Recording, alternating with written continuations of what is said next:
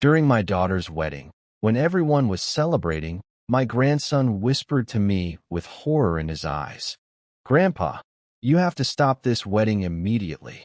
I was surprised. "Why, child?" He told me the shocking truth that shattered the illusion of happiness. 30 minutes later, the police arrived and justice struck like lightning. Before we continue, please subscribe to the channel and write in the comments what time it is where you are now. Wayne looked me up and down as I stepped through NY's apartment door, his eyes lingering on my jacket with undisguised disdain. "So you're NY's. Dad. Look exactly like she described. Typical suburban pensioner with those traditional views." I extended my hand anyway. "Pleasure meeting you, Wayne." He ignored it completely, instead pulling Nancy close against his side like marking territory. My daughter's cheeks flushed pink as she tried to smooth over the moment. "Dad, come in. Dinner's almost ready." NY's voice carried that forced brightness I remembered from her childhood when she'd broken something valuable. Wayne had already claimed my usual spot, the blue armchair by the window where I always sat during visits. He spread himself across it like he owned the place.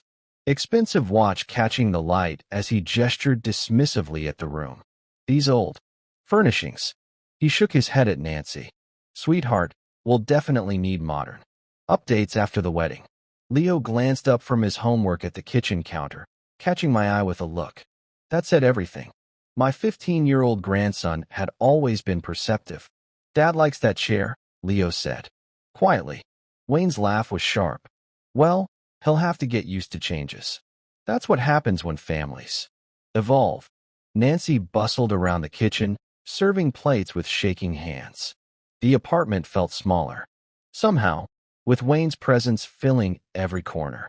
Through the windows, Denver's skyline glittered in the February twilight, but inside the warmth I'd always felt here had chilled. "Archie, you still living in that same house?" Wayne's tone suggested this was somehow pathetic. "Same neighborhood for, what, 20 years? 32. I kept my voice level. "Ah," he nodded knowingly. "Set in your ways. Nancy mentioned you don't like change much." My daughter shot him a warning look, but damage was done. I watched her realize this introduction wasn't going according to plan. The hope in her eyes from when I'd arrived was dimming. During dinner, Wayne dominated conversation, talking about his business, consulting work in vague terms that meant nothing. When Nancy tried to mention Leo's recent academic achievements, Wayne steered discussion back to himself. "The boy needs more discipline," Wayne declared, not looking at Leo. "Kids today lack structure. In my day, we learned respect." Leo's fork paused halfway to his mouth. NY's knuckles whitened as she gripped her water glass. "Lo's a good kid," I said firmly. Wayne's smile never wavered. "Of course you'd think so. Grandfathers always see things through rose-colored glasses." By 8:30, I had cataloged enough red flags to fill a notebook. The way Wayne spoke to Nancy like she was simple. How he criticized everything from her apartment to her cooking. His complete dismissal of Leo's presence except to criticize.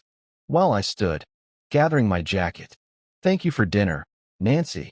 She walked me to the door, worry lines creasing her forehead. "Dad, I know Wayne can seem different people show different sides of themselves," I said carefully. "Give things time." But as I kissed her goodnight, I caught Wayne watching us from his stolen chair, satisfaction gleaming in his eyes like he'd won something. The elevator descended in silence. In the parking garage, I sat in my car, gripping the steering wheel, engine idling. Through the concrete pillars, Denver's lights blurred together. I needed to warn Nancy. But how do you tell your daughter that her happiness is built on quicksand without becoming the enemy? Sleep came in fragments that night. Every time I closed my eyes, I saw Wayne smirk as he dismissed my handshake. By 7 a.m., I was in my kitchen making coffee with unsteady hands. Nancy called before I'd finished my first cup. "Dad, I need to come over. We need to talk." Her voice carried that tight edge I recognized. Anger held barely in check. She was coming to defend him. 40 minutes later, she stood in my kitchen doorway, refusing the chair I'd pulled out. Her work clothes were wrinkled like she'd grabbed them off the floor, and dark circles shadowed her eyes. You hated him. The words shot out before I'd even offered coffee. I could see it on your face. I set down my mug carefully. Nancy, something about Wayne doesn't sit right with me. Here we go again. She began pacing between the counter and window, hands cutting through the air. Dad, you always do this. Remember how you poisoned me against Jason? Made me doubt everything. And he turned out to be perfectly decent. The coffee turned bitter in my mouth. Jason cheated on you, Nancy. So, what? Her voice cracked like breaking glass. At least he wasn't some monster you made him out to be. Wayne is different. He loves me. I watched my daughter unravel. The morning sunlight harsh through the bay window. The frost on my garden was melting, water streaming down the glass like tears. I saw how he treated you last night. How he treated me. Nancy whirled around. He was nervous. Meeting your father for the first time is intimidating, especially when that father has a reputation for driving away every man who comes near his daughter. My hands found the familiar weight of my coffee mug. I've never driven anyone away. Jason left because of you. Jason left because he was sleeping with his secretary. Stop. Nancy slammed her palm against the counter. The sound echoed through the kitchen like a gunshot. I won't let you destroy my happiness again. Wayne makes me feel special, wanted. When was the last time you bothered to ask what I needed? The accusation hung between us, sharp as broken china. I thought of all the dinners she'd skipped, all the calls that went to voicemail, all the ways she'd been pulling away since Jason. Nancy, listen to yourself. No, you. Listen. She grabbed her purse, keys jingling like wind chimes. I'm 42 years old. I don't need Daddy's permission to fall in love. Wayne asked me to marry him, and I said yes. You can either be happy for me, or you can keep your judgments to yourself. The words hit like physical blows. I reached for her arm, but she jerked away. I've made my choice, Dad. Now you make yours. Support me or lose me. The front door slammed with enough force to rattle the teacups in their cabinet. I stood alone in my kitchen, surrounded by the debris of our relationship. My coffee had gone cold. The newspaper lay folded and unread. Outside, a neighbor's dog barked at something unseen. I sank into the chair Nancy had refused, feeling every one of my 68 years settling into my bones. The silence pressed against my eardrums like diving too deep. She was wrong about Jason. I'd never poisoned her against him. I'd simply asked questions she didn't want to answer. But by the time she discovered his affair, the damage was done. She'd stopped trusting my judgment, stopped believing I wanted her happiness. And now here we were again. Same dance, different partner. Except this time, she'd thrown down an ultimatum. Support Wayne or lose her. Forever. I picked up my cold coffee, then set it down untouched. My reflection stared back from the black surface. An old man who'd lost his daughter twice now. Once to a cheater, once to his own honesty. The morning stretched ahead, empty as my kitchen. I needed to think, needed space to figure out how to save my daughter without losing her. My keys sat by the door where I dropped them last night when the world still made sense. Time to go. Somewhere quiet. Time to remember how we'd gotten here. 20 minutes later, I sat on my favorite bench at City Park, watching ducks dive for breakfast in the cold pond. The morning frost was melting. Under February's sun, steam rising from the grass like ghosts of winter. My hands had finally stopped shaking. 8 years. That's how long since NY's first marriage imploded. Since I'd watched her world crumble, because I'd been too polite to push harder against Jason's red flags. She'd been 34 then, glowing with new love after a string of rebellious boyfriends who'd worried me for different reasons. Jason seemed stable, an accountant with a downtown practice, polite manners, steady income. When he proposed after 6 months, I'd actually felt relieved. The warning signs started small. How Jason would redirect NY's attention when she talked to other men, even waiters or store clerks. How he developed opinions about her friends. Sarah was too loud. Michelle drank too much. Karen filled NY's head with feminist nonsense. Gradually, Nancy stopped mentioning their names. I tried subtle questions. Haven't seen Sarah lately. Everything. Okay. Oh, you know how it is, Dad. We're all so busy. But NY's laugh had sounded hollow, and she'd changed the subject quickly. By their first anniversary, Jason was choosing NY's clothes for parties, explaining they needed to present a professional image for his clients. He'd moved them to a house in Littleton, 40 minutes from family and friends. When I'd visit, Jason would hover, interjecting his own interpretations of NY's stories. The final confrontation came when 7-year-old Leo had mentioned Uncle Jason's work friends who visited when Mommy wasn't home. Young voices carry truth like church bells, impossible to ignore once you've heard them ring.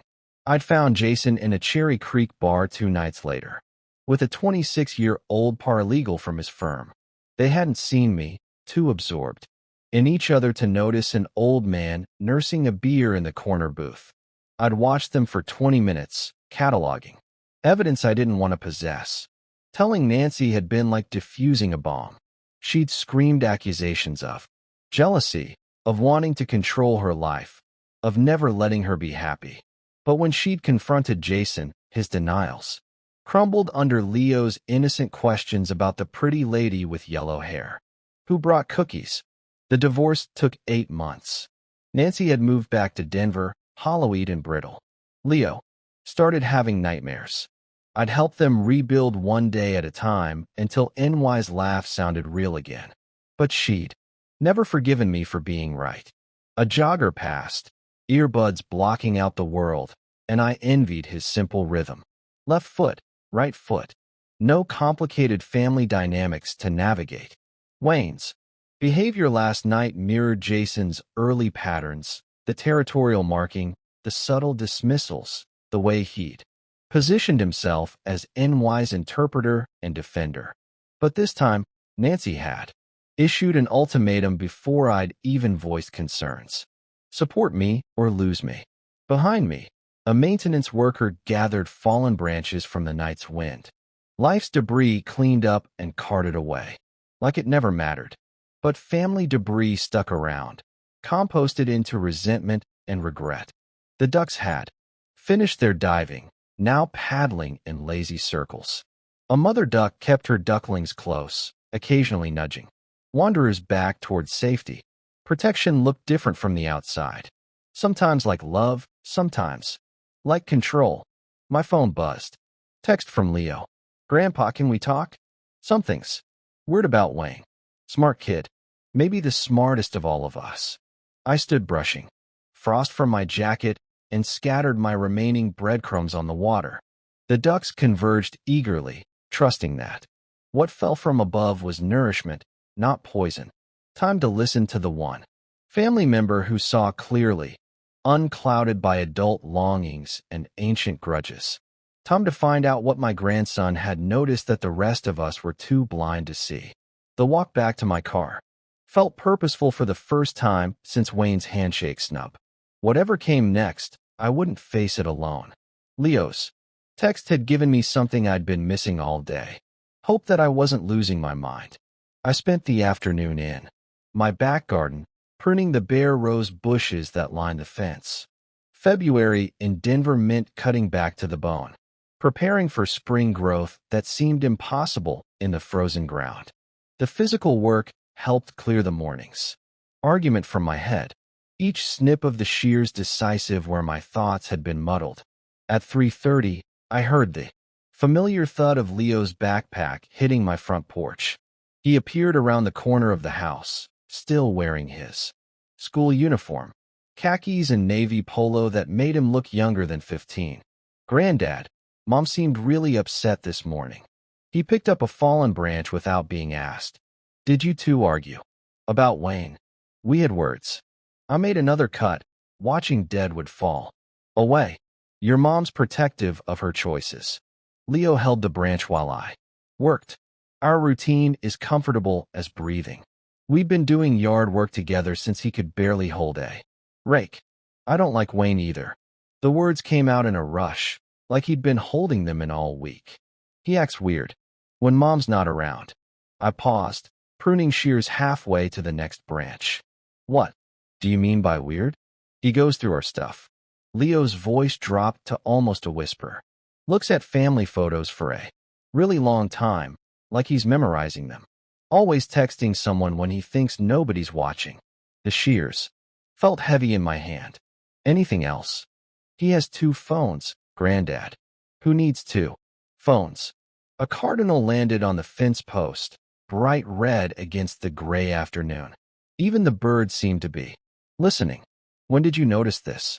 Last weekend when Mom went grocery shopping. I was doing homework in Wayne. Started looking through the papers on her desk. You know, the ones with bank statements and stuff. Leo shifted his weight, clearly uncomfortable. When he saw me watching, he acted like he was just tidying up. The sun was setting. Behind the Rockies, temperature dropping fast. I gathered my tools, motioning Leo toward the house. Come on, let's make some hot chocolate. In my kitchen, Leo pulled out his favorite mug. The Denver Broncos one I'd bought him 3 Christmases ago. I heated milk on the stove while he sat at the counter. Backpack unzipped, homework forgotten. There's something else. He wrapped his hands around the warm mug when I handed it to him. Wayne asked Mom about your house, how much it's worth, whether you have a good pension. Mom told him it wasn't his business, but he kept pushing. I leaned against the counter, my own mug untouched. Did your mom seem bothered by the questions? Yeah, but she made excuses. Said he was just curious because he cares about family. Leo took a sip, then looked up at me with eyes too old for his face. Something about him feels wrong, Granddad. Like he's acting all the time. Outside my kitchen window, street lights were flickering on along the quiet Cherry Creek neighborhood. Normal Friday evening, normal houses with normal families having normal problems. But sitting across from my grandson, I felt the weight of something abnormal pressing against us. Leo, I need you to promise me something. What? Don't let Wayne know you've been watching him. Keep doing your homework. Be polite, but pay attention. Can you do that? Leo nodded solemnly. Are you going to tell Mom?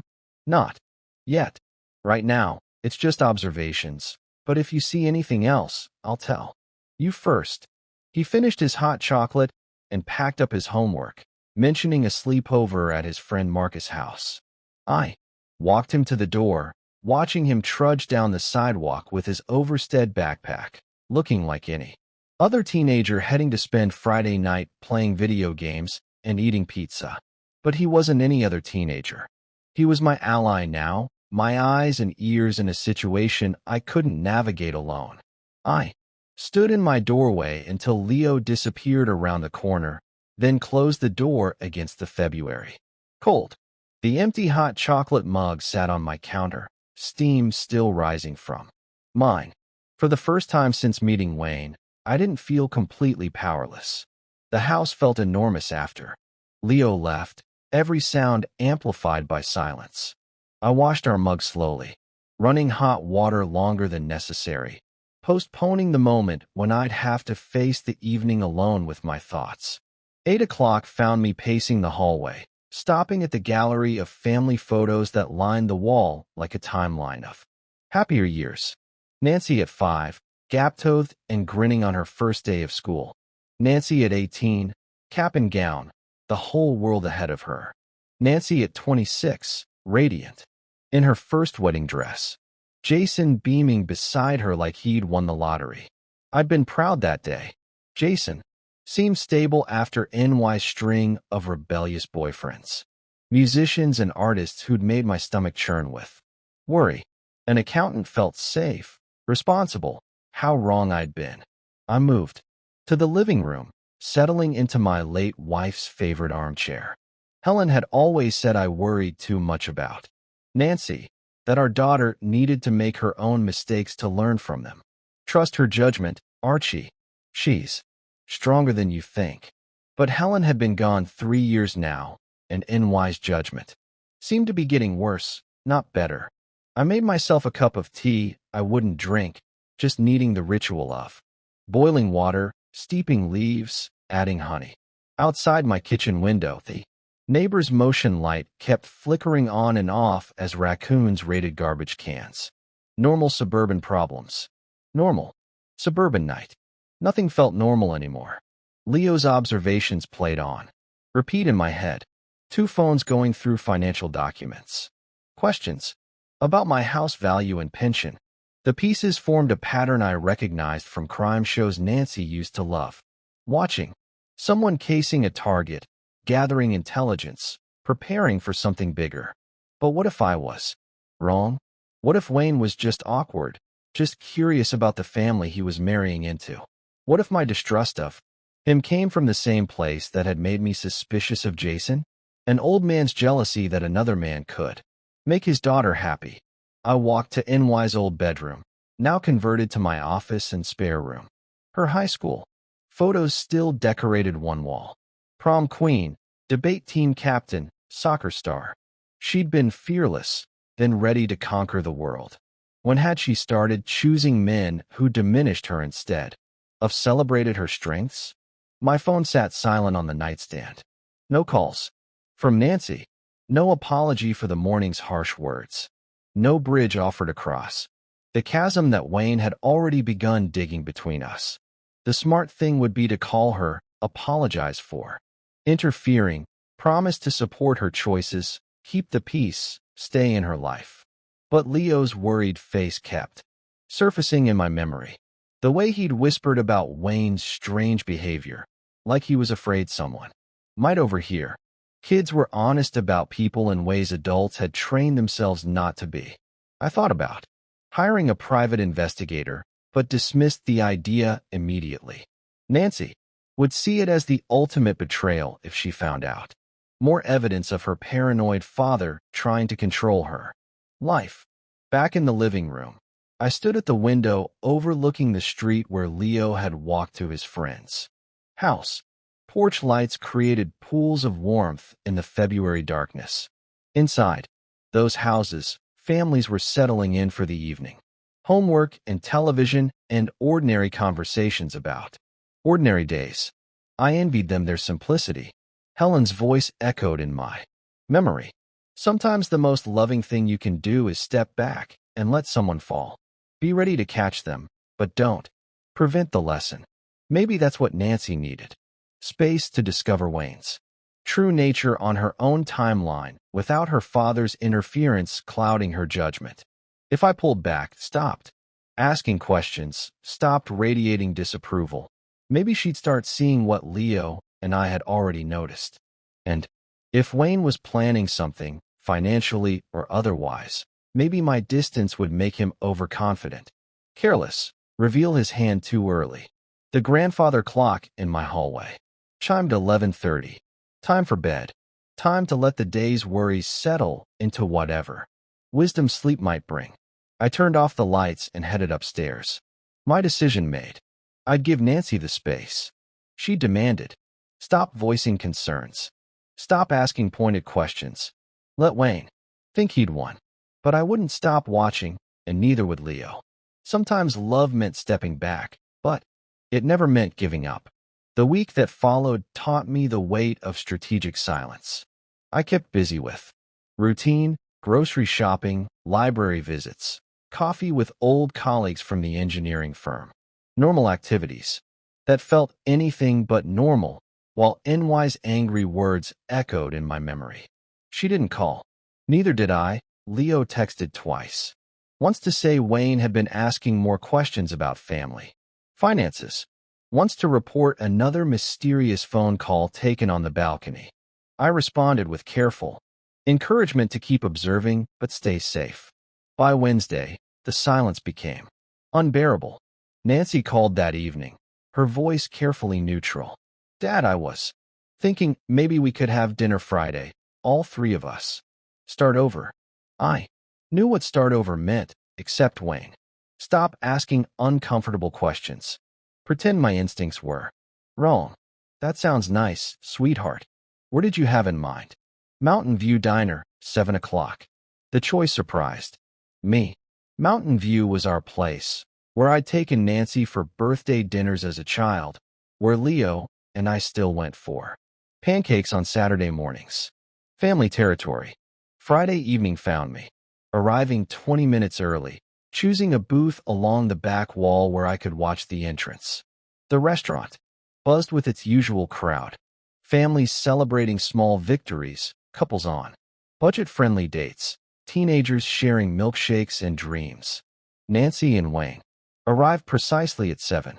Wayne immediately taking charge of the situation like a general surveying conquered territory. Archie, good to see you again. His handshake was firm, possessive, meant to establish dominance. Nancy picked a charming little place, very nostalgic. The word dripped with condescension. I slid into the booth, letting them choose their positions. Wayne positioned himself across from me, Nancy trapped between us like a referee in a boxing match. So, Wayne spread his menu with theatrical flourish. Let's order the best this establishment has to offer. Archie, what do you recommend for a man with expensive tastes? I kept my voice level. The meatloaf's good. Been getting it. Here for 20 years. Meatloaf. Wayne's laugh carried no warmth. How wonderfully traditional. Nancy, darling, what about the salmon? I'm sure it's adequate. Our waitress, Betty, had been working here since Nancy was in elementary school. She recognized the tension immediately, her professional smile tightening as Wayne ordered wine from their limited selection, complaining loudly about vintage options. Dad, Nancy jumped in. Quickly. Wayne and I have been talking about the wedding, making some exciting plans. The venue alone will cost $12,000. Wayne announced. Like money spent on Nancy was money invested in him. Plus catering, flowers, photographer. We're looking at $30,000 minimum for a proper celebration. The number hung between us like a challenge. I sipped my coffee, waiting. Of course, Wayne continued. Nancy's salary at the marketing firm is decent, but hardly sufficient for the kind of wedding she deserves. A woman should feel like a princess on her special day. NY's cheeks flushed pink. Wayne, we talked about keeping things modest. Nonsense. Wayne's voice carried across 3 nearby tables. I won't have my bride settling for some budget ceremony. Archie, we know you're well off. Nancy told me about your pension and savings. Surely you want your only daughter to have a memorable wedding. The manipulation was textbook public setting to prevent scenes. Emotional pressure through NY's happiness, financial assumptions based on secondhand information.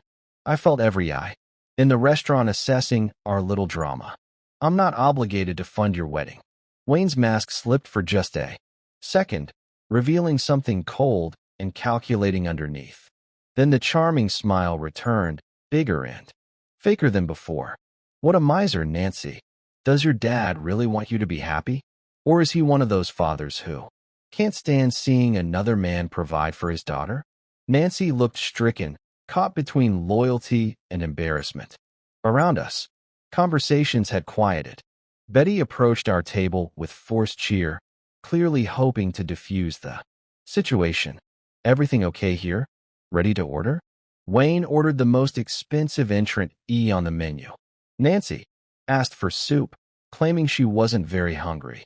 I stuck with my usual meatloaf, wondering how many more family dinners would be ruined by the man sitting across from me. Through the restaurants, large windows, Denver's skyline glittered against the February night. The mountains beyond stood eternal and patient, having witnessed countless human dramas play out in their shadow. I thought about Helen, about what she would do in this moment, about NY's happiness versus her safety, about the difference between love and enabling. Fine, I said quietly.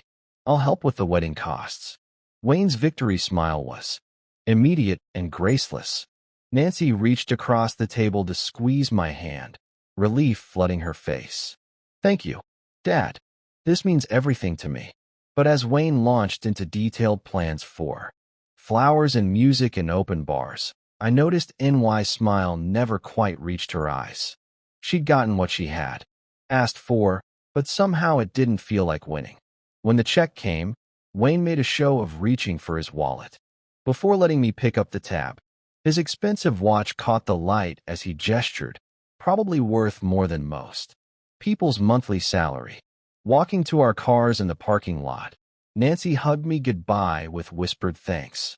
Wayne shook my hand again, his grip slightly too firm, his smile slightly too bright. You're a good man, Archie. Family first, right? I watched them drive away, NY's profile rigid in the passenger seat. My phone buzzed with a text from Leo. How did dinner go? I typed back. We'll talk tomorrow. But sitting in my car in the Mountain View parking lot, I already knew tomorrow's conversation would be different. Tonight had shown me something important. Wayne wasn't just after NY's happiness. He was after something much more valuable. The month between that restaurant confrontation and NY's wedding passed like a slow-motion avalanche. Inevitable, destructive, impossible to stop. I'd kept my distance as promised, watching from the sidelines while Wayne orchestrated what he called the perfect celebration. Rocky Peak's venue sat perched above Denver like a crystal palace, all gleaming windows and mountain views.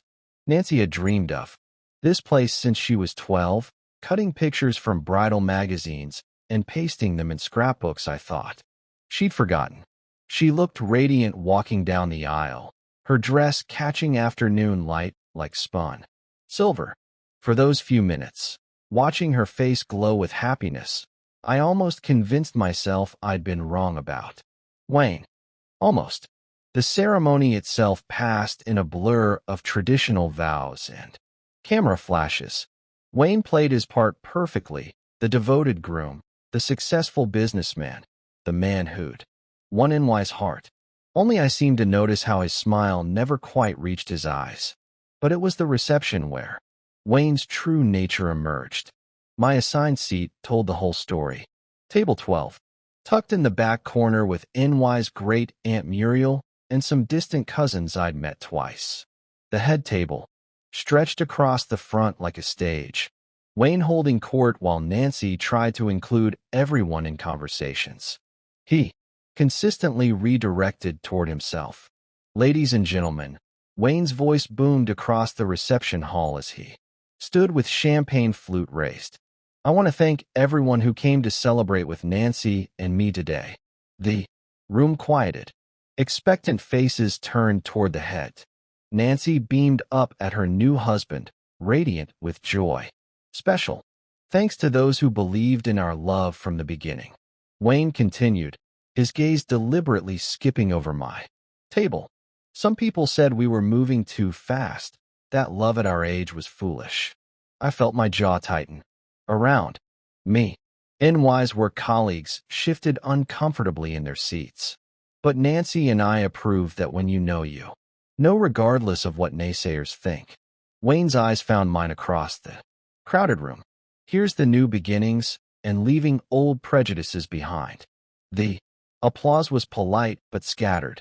Even from my distant table, I could see NY's forced smile as she processed her husband's public humiliation of her father on their wedding day. Leo appeared at my elbow, sliding into the empty chair beside me. Granddad, are you okay? Fine. I loosened my tie, suddenly feeling like it was choking me, just tired. But I wasn't fine. Watching Wayne parade Nancy around the dance floor, while her guests whispered behind their hands, seeing her try to smooth over his calculated rudeness, recognizing the pattern I'd witnessed with Jason. None of it was fine. Wayne's friends concerned me most.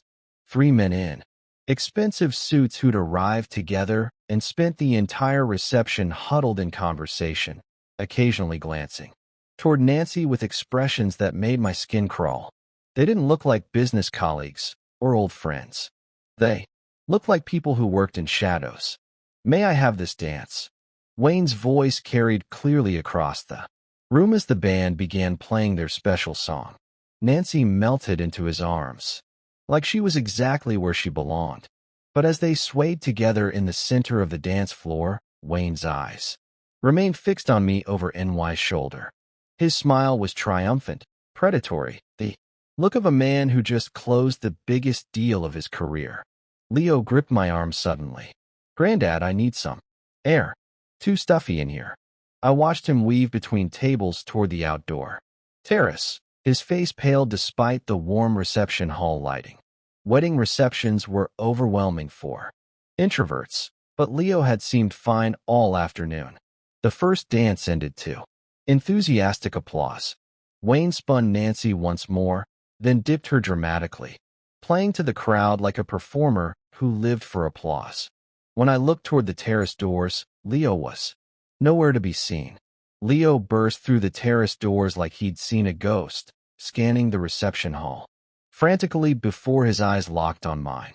He pushed through the crowd of wedding guests, his formal shirt untucked, face flushed with something between panic and rage. "Granddad," he reached my table breathless. "We have to stop this wedding right now." The urgency in his voice cut through the reception, noise like a fire alarm. I stood immediately, catching his arm to steady him. "Leo, what are you talking about?"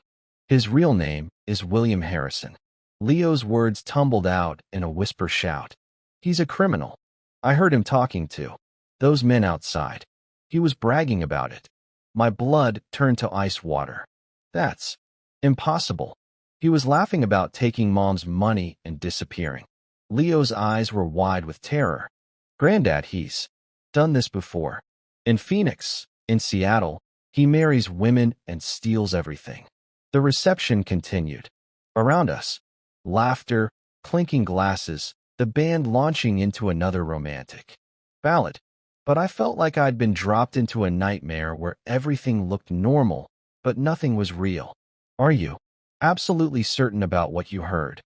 Leo nodded frantically.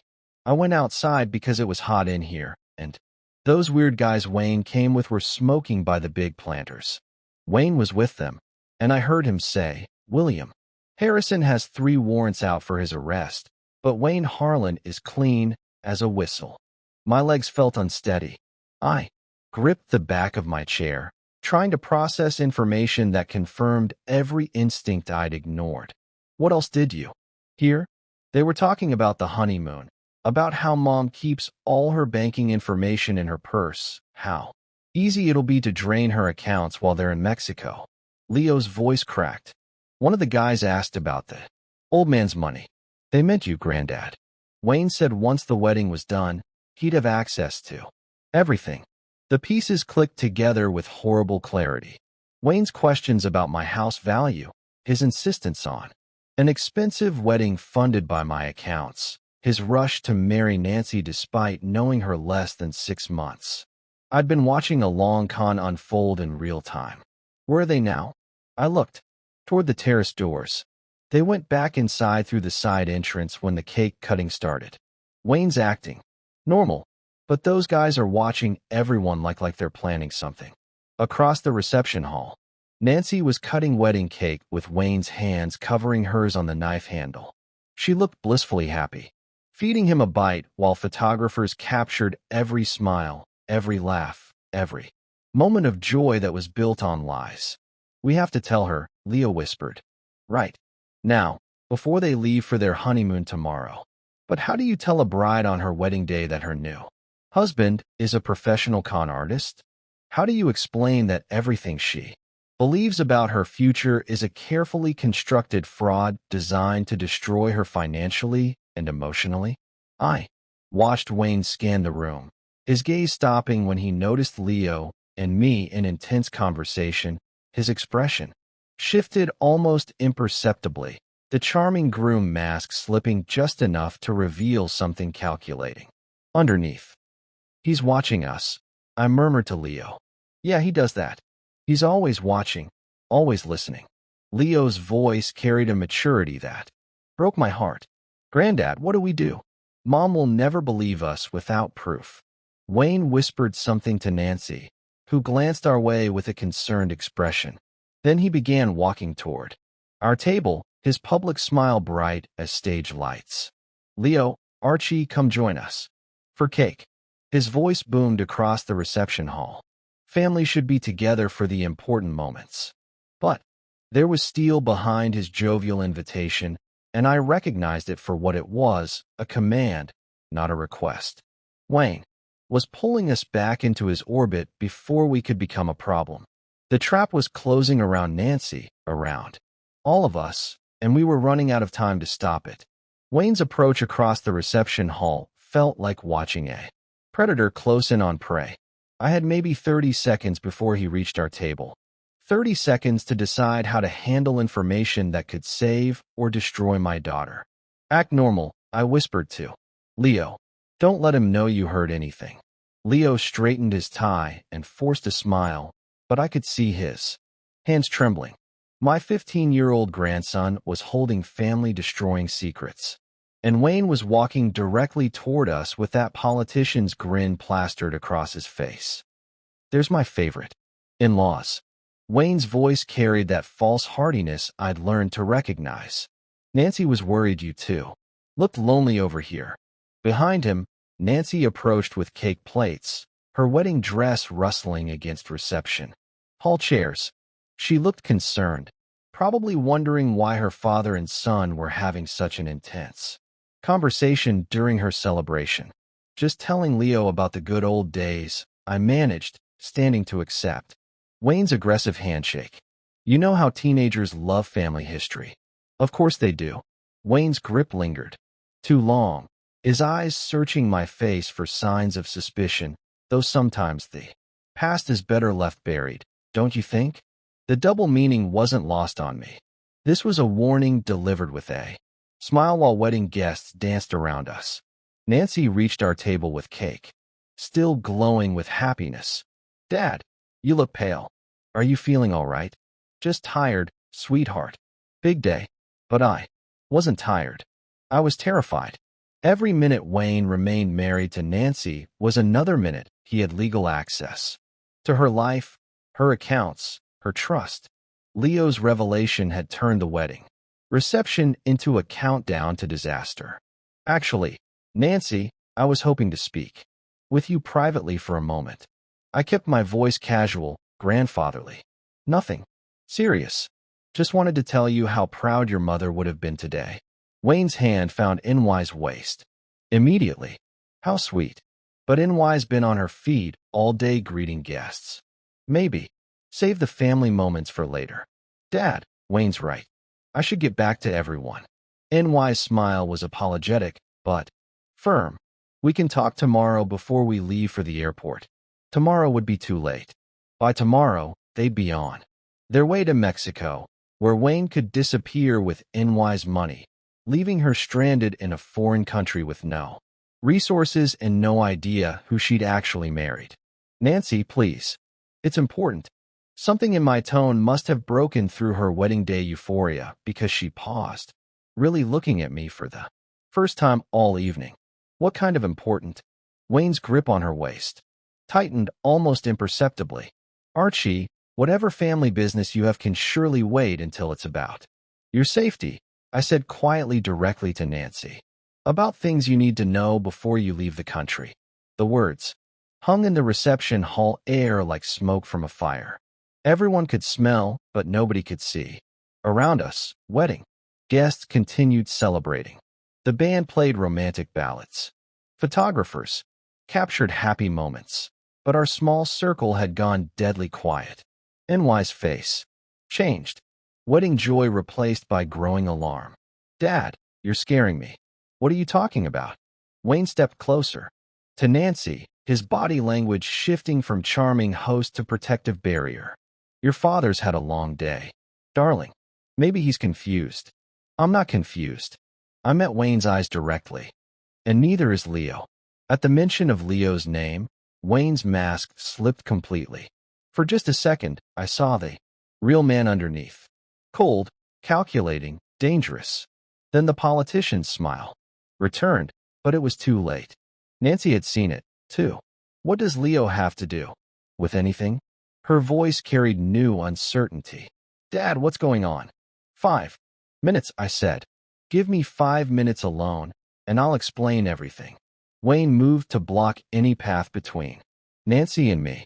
Absolutely not. Nancy, your father has been trying to sabotage our relationship from day one. Don't let him poison your wedding day with more paranoid. Let him talk, Nancy said. Suddenly, Wayne, just let him talk. It was the first time all evening she'd contradicted her new husband in public, and from the way Wayne's jaw clenched, it wouldn't be the last time tonight. That carefully constructed plans began falling apart. Nancy followed me to the venue's small preparation room, her wedding dress rustling with irritation. Through the closed door, reception laughter felt like mockery of what I was about to destroy. Dad, make this quick. She checked her watch, every gesture screaming impatience. People will notice I'm gone. Nancy, Leo, overheard something terrible about Wayne. Her face hardened instantly. This is impossible. Not today. Not on my wedding day. His real name is William Harrison. He's wanted by the FBI. Stop it. Her voice cracked like breaking glass. You're just jealous that I found someone who makes me happy. This is exactly what you did with Jason. But Jason had been weak, not criminal. I pulled out my phone, searching quickly for the information Leo had given me. Look up William Harrison, 45 years old, wanted for fraud. Nancy snatched her phone from her purse, fingers flying. Over the screen. I'll prove you wrong right now. I'll show you that Wayne is exactly who he says. Her words died as the first image loaded. Wayne's face stared back from a police mug shot. The same charming smile now looking predatory under harsh booking lights. Below the photo, bold text.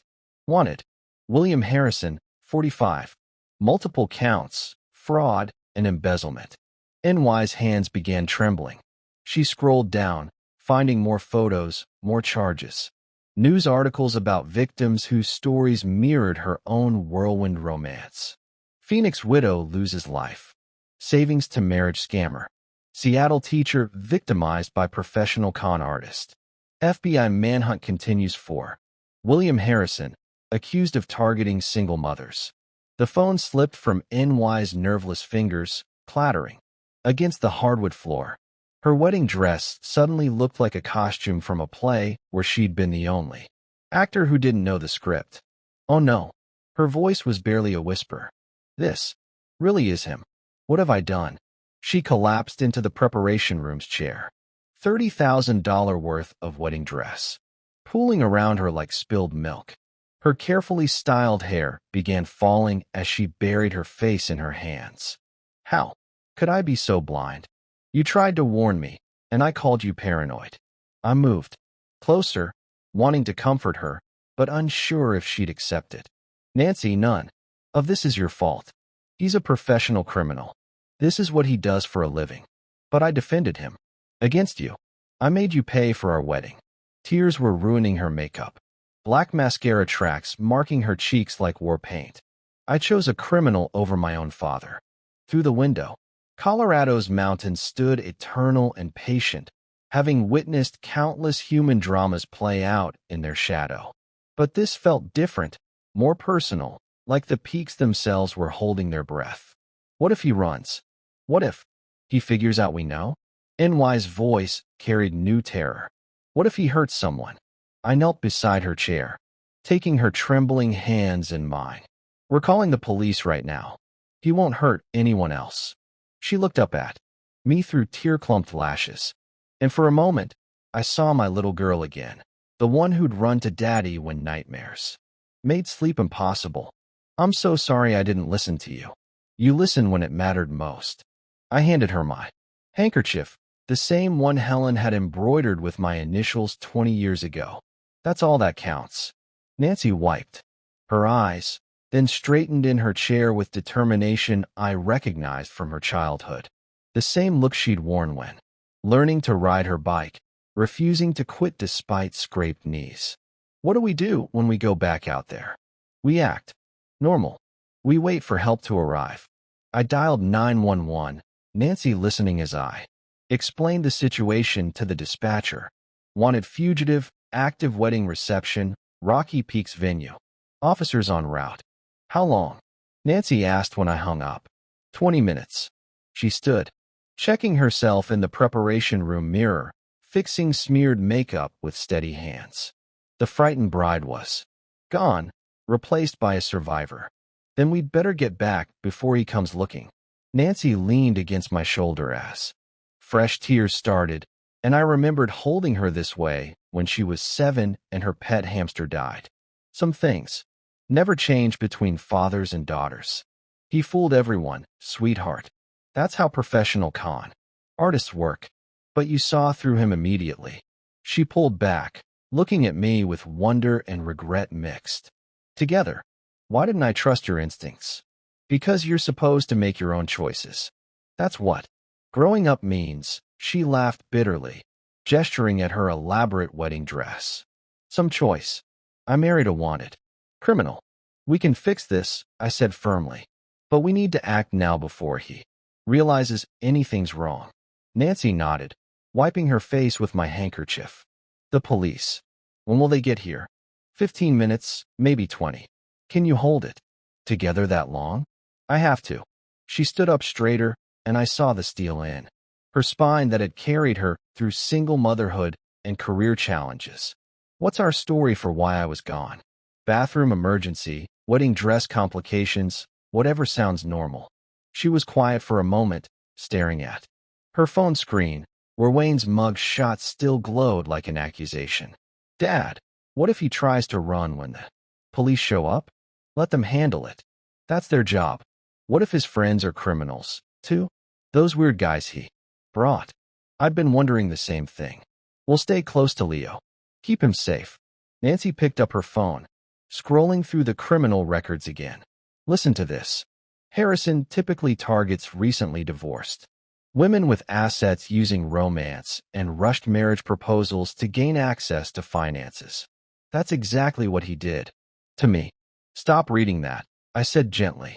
It'll just make you feel worse. No, I need to see all of it. I need to understand what almost happened. Her voice was getting stronger with each revelation. Look, victim in Phoenix lost her house, retirement savings, and custody deposits for her children's college funds. That could have been me. Outside the preparation room, wedding music continued playing. Our absence had been noted, but not yet questioned. Nancy, we should go back soon. She nodded, taking one last look in the mirror. The bride who'd entered this room was gone forever, replaced by someone harder, wiser, more careful. How do I face him knowing what I know? The same way you faced every other challenge in your life. With grace, she squeezed my hand. I can't believe I almost lost you over him. You didn't lose me. You never could. Nancy straightened her shoulders, smoothing her wedding dress one final time. Okay, let's go pretend everything's normal while we wait for the FBI to arrest my husband. Just remember, he's good at reading people. Don't give him any reason to suspect. She opened the door to sounds of laughter and clinking glasses, the reception in full swing. Wayne's voice carried across the room, holding court, with some story that had guests laughing appreciatively. There's my beautiful bride, he called out as Nancy appeared. I was starting to worry. Just freshening up, Nancy replied smoothly.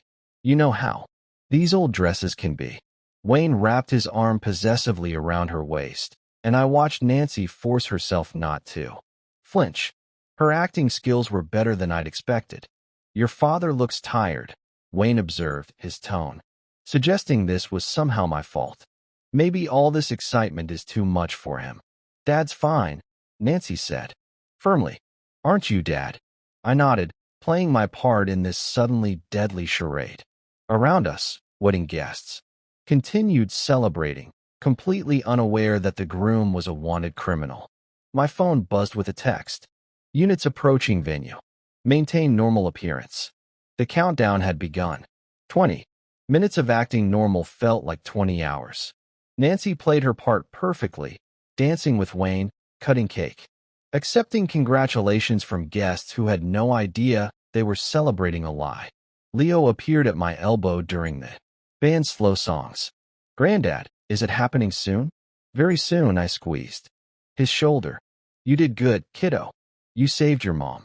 Through the venue's large windows, I spotted the first police car pulling into the parking lot without lights or sirens. Professional, discreet, exactly what the situation required. Nancy saw them too. Her smile never wavered, but I caught her almost imperceptible nod. Two uniformed officers entered through the main doors, moving with the casual confidence of men who'd done this many times before. They approached our family table, where Wayne was regaling guests with another story about his business success. Excuse me, sir. The lead officer's voice was polite but firm. Wayne Harlan. That's me. Wayne's politician smile was bright as stage lights. Officers, is everything all right? I hope we're not too loud for the neighbors. We'd like to speak with you privately, sir. Of course. Happy to help. Wayne started to follow them toward the venue's entrance, still playing the cooperative citizen, but the second officer remained close behind, hand resting casually near his handcuffs. They'd done their homework. Near the venue entrance, away from most guests, but still visible to our table, the conversation shifted. The lead officer produced a tablet, showing Wayne something that made his confident posture crumble. William Harrison, the officer's voice carried clearly across the now quiet reception. You're under arrest for fraud and embezzlement across multiple states. Wayne's mask finally fell away completely. This is impossible. I'm Wayne Harlan. I just got married. Sir, we have fingerprints. From the wine glasses, multiple outstanding warrants. Please turn around and place your hands behind your back. That's when Wayne's survival instincts kicked in.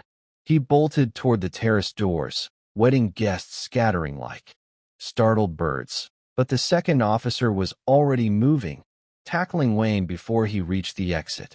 The wrestling match lasted maybe 10 seconds before Wayne was face down on the polished floor, hands cuffed behind his back, expensive tuxedo rumpled and torn.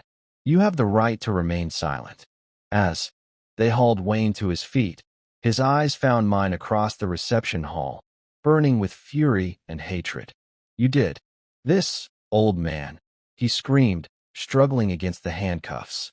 You destroyed everything. You'll pay for this. But his threats felt empty now, the desperate rage of a cornered animal. Nancy stepped forward, addressing the confused wedding guest with remarkable composure. I need you all to know what really happened here today. The man I married is a wanted criminal who was planning to steal my money and disappear. My father and son saved me from the worst mistake of my life. Some guests gasped, others pulled out phones to record, but most just stared in stunned silence. I walked over to Leo, pulling him forward. This young man is the real hero. He overheard the truth and had the courage to speak up. Leo blushed, but stood straighter, accepting handshakes and praise from guests who were still processing the evening's dramatic turn. As they led Wayne out in handcuffs, his three suspicious friends had already vanished, probably out the back exits the moment. They'd spotted police cars. Nancy removed her wedding ring and handed it to one of the officers. Evidence, she said simply. The reception hall fell quiet, except for the soft background music that felt absurdly cheerful after such drama. Wedding decorations that had been beautiful an hour ago now looked like props from a play that had ended badly. Leo moved to stand between Nancy and me, and we watched through the windows as Wayne was loaded into a police car, his shouting muffled by closed doors and bulletproof glass. Is it really over? Nancy asked. It's over, I confirmed, putting my arms around both my daughter and grandson. We're safe now. The police car pulled away, carrying Wayne back to face justice for his crimes. Around us, wedding guests were gathering their things, offering support, and expressing amazement at the evening's revelations. But I was focused on my family, 3 generations united by crisis, stronger now than we'd been in years. Outside the venue windows, the sun was setting behind Colorado's mountains, painting the sky in shades of gold and pink. A beautiful ending to an ugly day. Justice served, family protected, truth revealed. Sometimes, that's all an old man can ask for. If you like this story, please like this video, subscribe to the channel, and share your impressions of this story in the comments. The story continues in the next chapter in the next linked video. But first, I need you to subscribe to join the family, as we are looking forward to hit our first 10,000 subscribers target, and feel free to share your story in the comments. You matter, your voice does too.